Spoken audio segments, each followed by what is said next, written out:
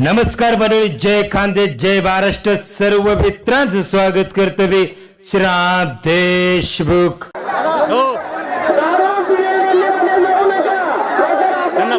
ते माईक मा बोलून घ्या.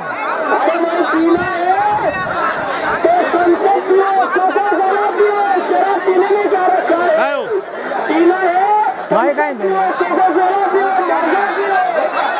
मित्रांनो, आज या आपल्या गावात वाकी हे गाव आहे. या पुढं आता दरवर्षी या अक्षय तृतीयेच्या कुस्त्या होतील. या ठिकाणी आमचे सरपंच, उपसरपंच, डेप्युटी सरपंच आलेले आहेत. या ठिकाणी